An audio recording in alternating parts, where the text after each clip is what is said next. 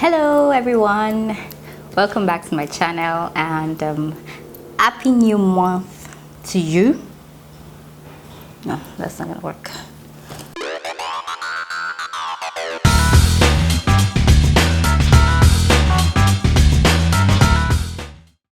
Hello everyone, welcome back to my channel and happy new month to you. It's March officially.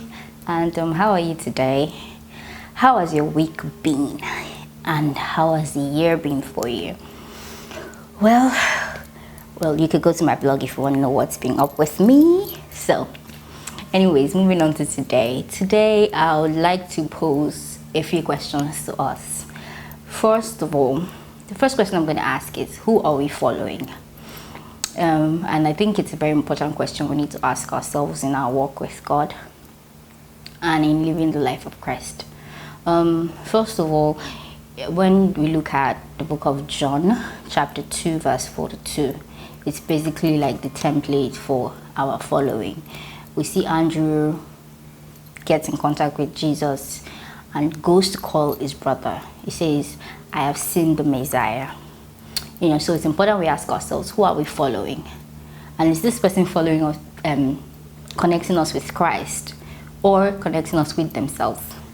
And because there's a lot of Christianity going on where it's mostly about the person than it's about Jesus, because you sit in a service and you can count with your first one hand and count how many times that the name of Jesus is mentioned, and these are popular churches, so it's important that we ask ourselves who we're following. Is that person connecting us to Christ or connecting us to themselves?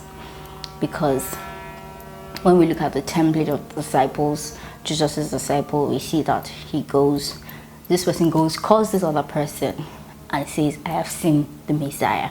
And it's not just about themselves, but about Jesus. So who we're connecting ourselves? Are they Papa, Mama, Bishop, whoever? About themselves? Or are you also doing about the person as against about Jesus? So I think it's important that we ask ourselves that, we evaluate who we're following. And my next question is, what are they teaching us? What are they teaching us? I'm part of, we're doing a 40-day challenge through the Bible, and I don't even know what day we are on, but it's been exciting. And I think yesterday we read Luke chapter 5, 6 and 7. So I read Luke 5, 1 to 11. And the part of the Bible, or the part of Luke that says that Jesus used Peter's boat, to preach. And after he used his boat, they had been fishing all night. They now cast out their nets and they caught an abundance of fish, and their net broke, And I understand, or from the sermons that I've seen in a very long time, or for over a time that I have seen, is that people capitalize so much on the abundance. Say that, yes, if you let God use what you have, He's gonna give you so much more. Does that sound familiar? If you let God use you, He's not going to leave you. This kind of stuff. Sensitizing messages, so to speak. And the amazing thing is that when you get to verse 11, fine, they just got an abundance of fish. But verse 11 says they left everything and followed Jesus. It was amazing to me, and I was angry as well, because I'm like, so what have I been believing? They just sell you a gospel of Jesus that can give you everything.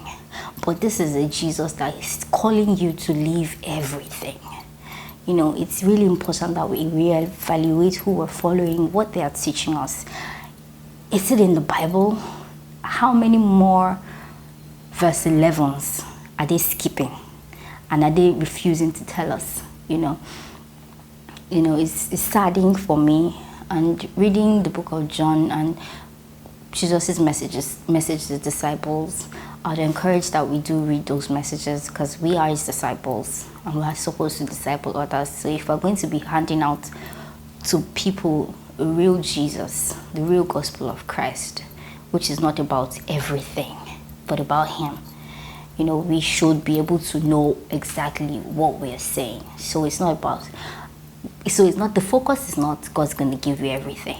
The focus is God's calling you to be everything. To be your everything, So it's important, I think, very, very important and foundational to our living the life of Christ if we're going to live it correctly. Because we have to understand that it's not about things. It's not about the fish. It's about Jesus. It's about following him through and through, and also connecting other people to Christ. So we should not be focused on material things. We shouldn't be focused on what God will give you, because it's not important. There should be no personal agenda in our following Christ. It should be about God's agenda, and his agenda is to connect other people to Christ. So I'll encourage us so very much to read our Bibles for ourselves and discover the other verse 11s that they are not telling us, because at the end of the day, your papa and your mama is gonna stand and you are gonna stand. So when you say, my pastor that told me this way said, but you had the Bible, didn't you read it yourself? You had my words.